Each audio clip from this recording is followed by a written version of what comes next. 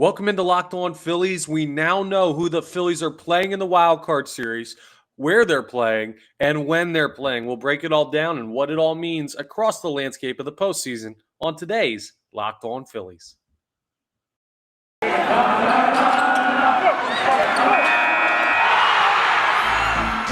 are Locked On Phillies, your daily Philadelphia Phillies podcast. Part of the Locked On Podcast Network, your team every day.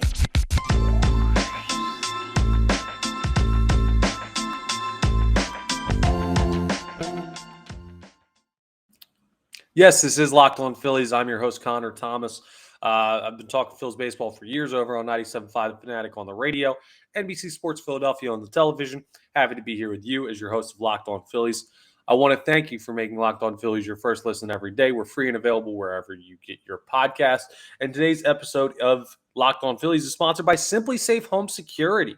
With Fast Protect technology exclusively from Simply Safe, 24/7 monitoring agents capture evidence to accurately verify a threat for faster police response.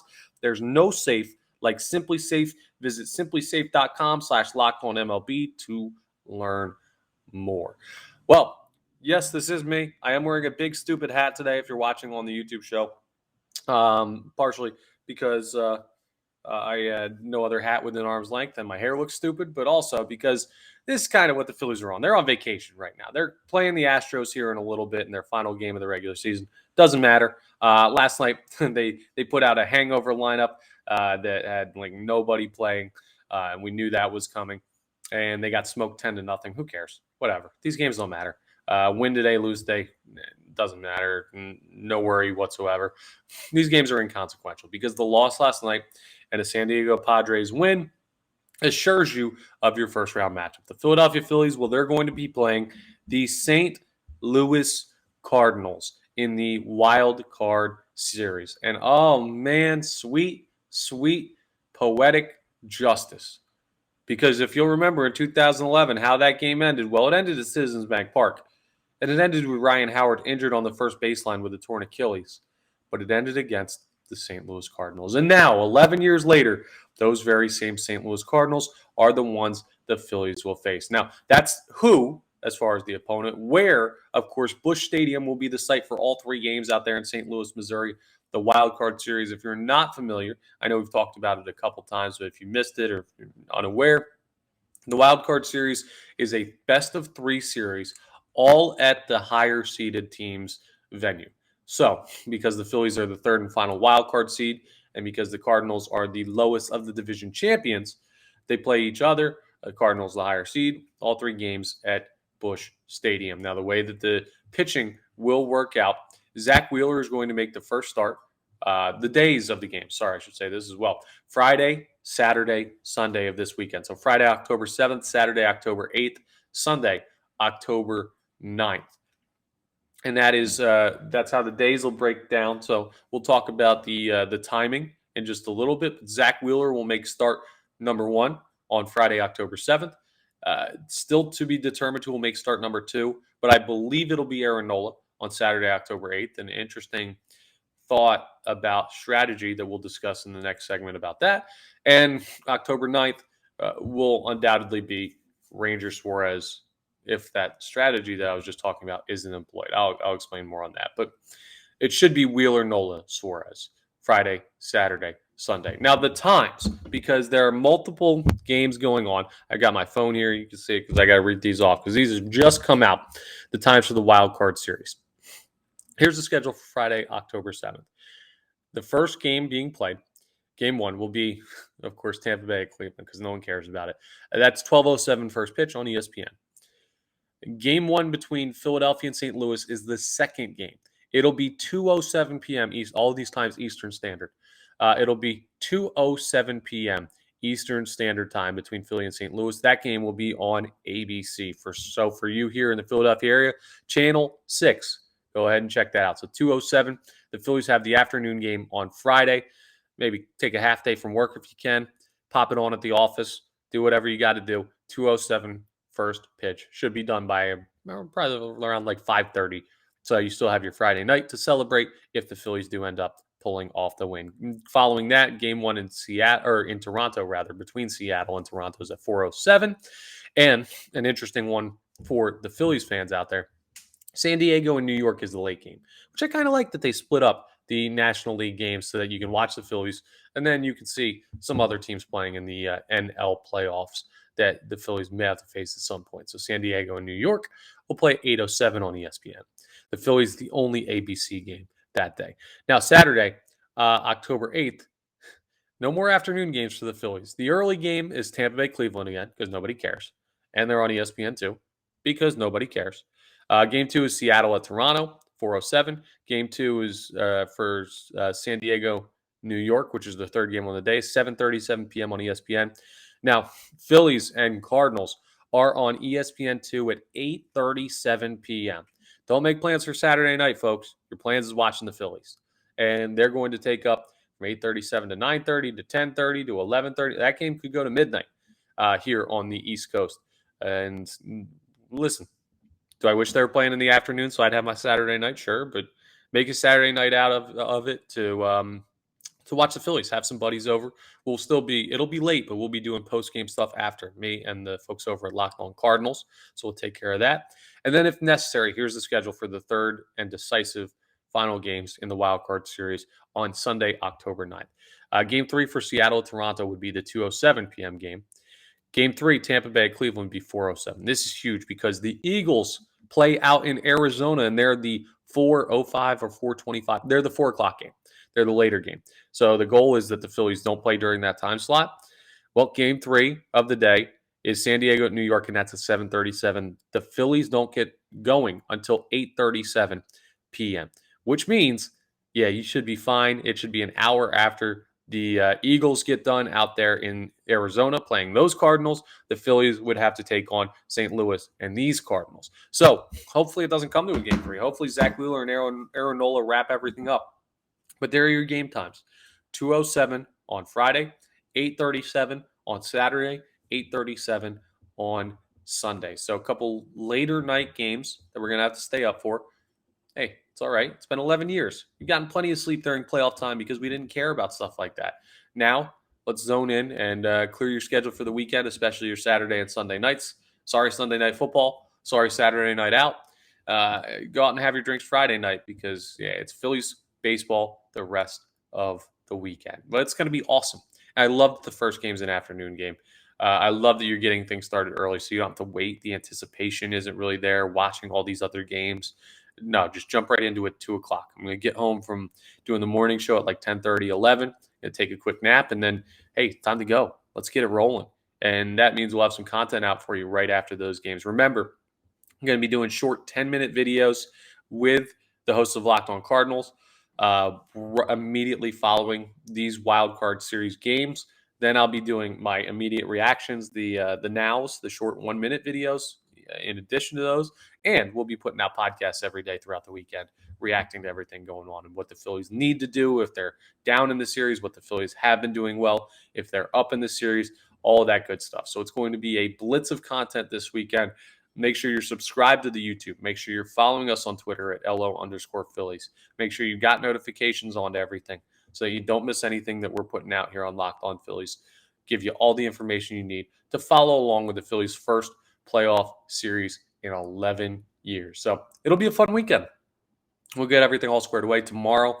We're going to do a crossover with Locked On Cardinals, and we're going to talk through a preview of the series and what to look forward to. But coming up next, I'm going to give you my own preview of the series. There's some interesting storylines going on with Albert Pujols, Yadier Molina, and Adam Wainwright being in their what looks like their last years as Major League Baseball players. Some great players that have gone cold for the Cardinals. Same for the Phillies. Who needs to be hot? Who hasn't been hot? We'll break down all of it next in a quick preview of the series on the next segment of today's Locked On Phillies.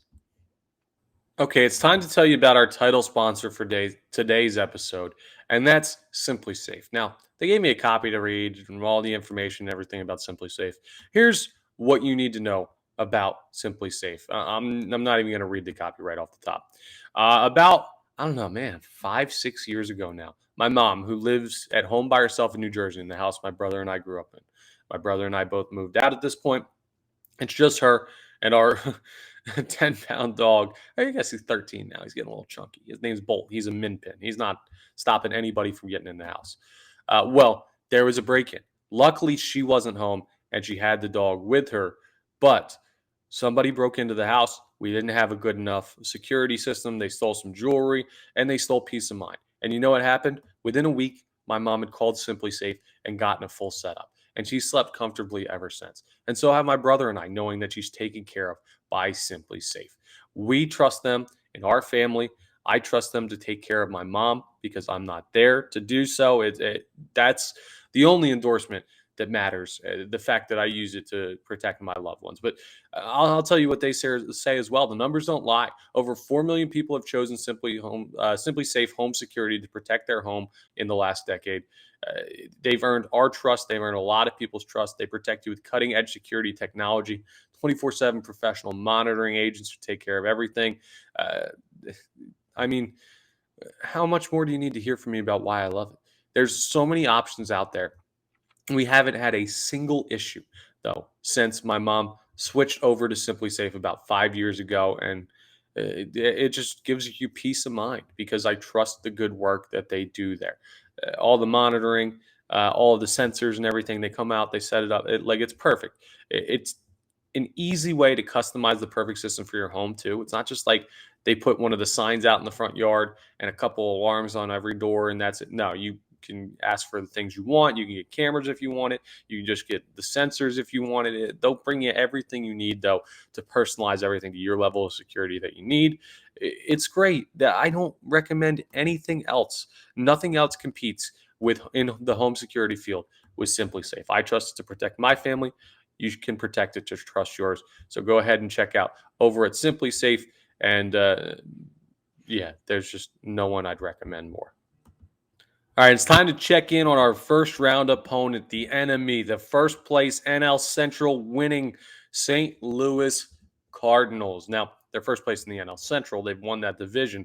But in the playoff standings, well, they're third in the National League, trailing behind the Atlanta Braves, who have won the NL East, and the I'm an idiot. Oh, the Los Angeles Dodgers, who of course won the West. Then it's the Cardinals, the Cardinals, the Mets, the Padres, and the Phillies. I don't think of the Mets as a wild card team because they were so good this year, but because they choked it away, they are. Now, let's talk you through what the Cardinals have done over, I don't know, the past couple weeks. And we'll break down the record because they've had a tough go of it. We talk about the Phillies backing their way in.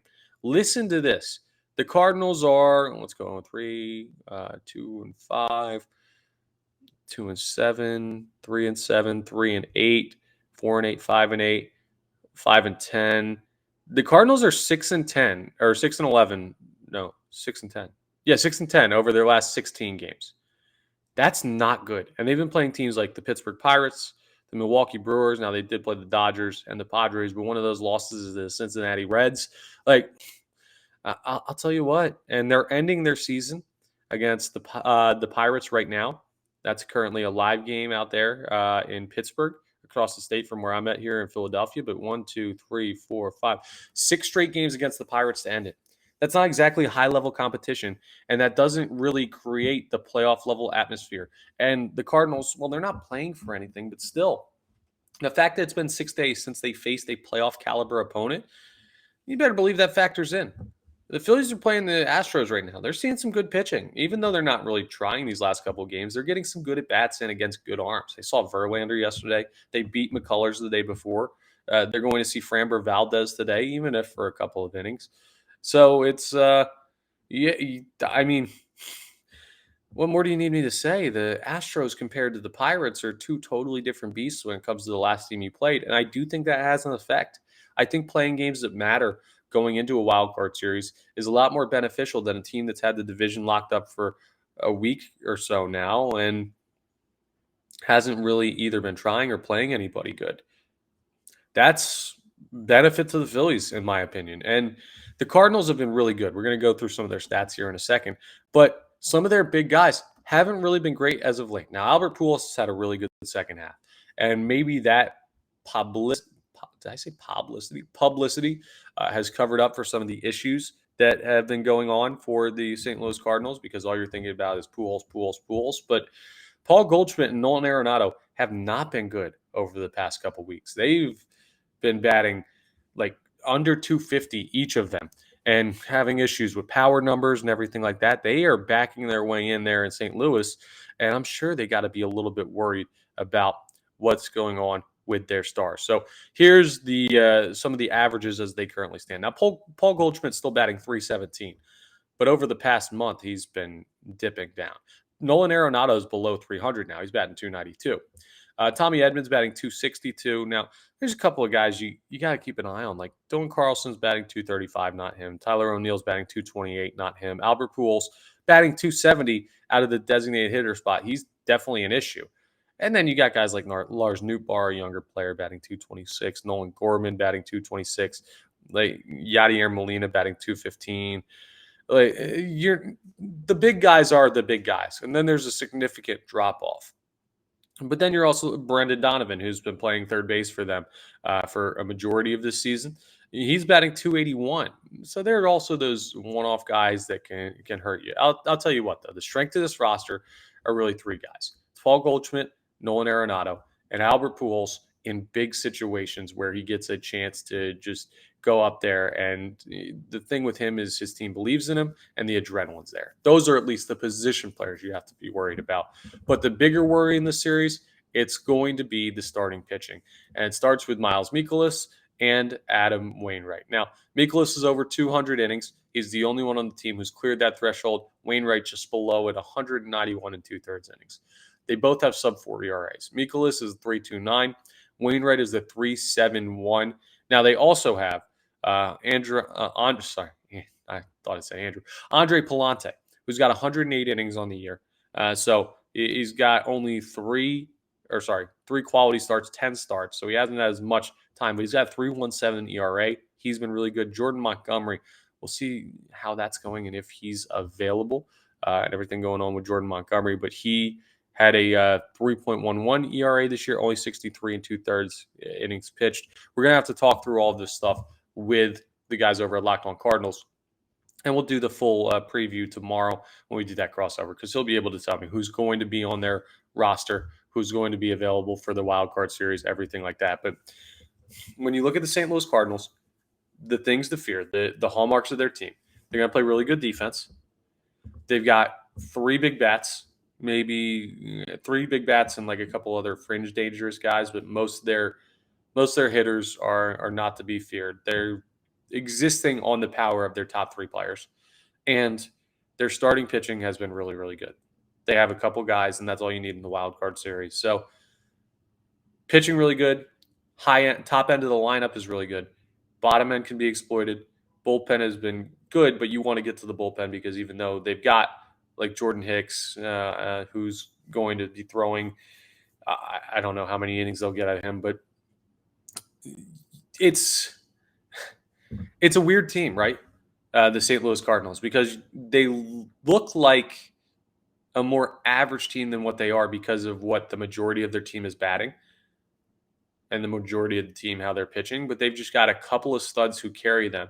It's not like the Phillies where you look at the lineup and it's Schwarber, Hoskins, Harper, Realmuto. The names sound like, okay, that's a really balanced lineup. The Cardinals are not what I'd consider a balanced lineup, but their top end is as good as anyone in baseball, both pitching and hitting. So take care of the big guys, work around them, be smart with them. And then when you get the opportunity to face a lesser pitcher or face a lesser batter, that's where hay needs to be made. That's the strategy in my opinion, but we'll hear from the guys on Locked On Cardinals tomorrow in our crossover and see what exactly is going on as far as what their big storylines are. And I'll talk to him about the big storylines for the Phillies, answer those questions, and go through all that. So that will be fun tomorrow. It'll be a great time. And we will discuss more of that in tomorrow's episode. Now, coming up, we're going to do it off the poll. I'm going to ask you a very simple question and off the poll this week. Nice and easy. And I think you know where I'm going with this one. It pertains to the wild card series. So off the poll, if you're not familiar, it's a segment where we ask a Twitter poll question at LO_Phillies. You respond, and I'll respond back with my thoughts in our next episode. Well, because tomorrow's Thursday, the response will have to be Friday. I'll put it in at the end of the episode Friday in our final episode before the wild card series starts because tomorrow's the crossover. But I'll ask the question coming up in Off the Poll as we wrap up today's Locked On Phillies. Okay, it's time to predict the future again. And Off the Poll, I need your help. It's a very, very simple question, and it'll be tweeted out at LO_Phillies. I'll retweet it from my account at Connor Thomas975 for our Twitter poll. And I'm going to need to put it out Friday early because it's about the wild card series. Simple question. Do the Philadelphia Phillies win their first playoff series in 11 years? Do they win their NL wild card matchup with the St. Louis Cardinals? Very easy. Tough question. They could win in 2 games. They could win in 3 games. Doesn't matter. Just do they win? I want to know where the confidence is at because I saw a poll similar to this today, and 80% of responders were saying yes, the Phillies, and this is important, the verbiage in that one, the Phillies could win. I want to know, do you think they will win? Because I think they could win. Obviously, they made it in. And they're not playing the Mets or the Dodgers or the Braves or a juggernaut team. They're playing a very beatable Cardinals team who, honestly, I think, when you look at the teams that are in, including the Phillies, could be the weakest team in the National League. Could be the weakest team in all of baseball that's in the playoffs. When you look at the wild card teams out in the American League, I understand the Cardinals are a 93-win team, and that could go to 94 with them playing the Pittsburgh Pirates today. But man, I just look at the roster and how the Phillies have played them and some of the missteps they've had along the way, and I think they're the beneficiaries of a pretty bad division. They're a solid baseball team, but they're susceptible to losing. So could they win? Yes. But my question to you is, will the Philadelphia Phillies win? And we'll put that off the poll out today so that I'll have time to respond to it by Friday, and we'll get that all squared away. I'll make it long enough that you'll have plenty of time to check in on that. So that's off the poll. I'm excited to see where your confidence level is heading into the series. And again, tomorrow, crossover with the folks on Locked On Cardinals. We'll have that out for you tomorrow. Then Friday, I'll give my personal preview of Game 1 once we have the playoff roster and the lineups and everything like that. So a lot of fun stuff coming on the next couple episodes of Locked On Phillies. Stay locked in. And I want to thank you for making Locked On Phillies your first listen every day. Now make your second listen Locked On MLB.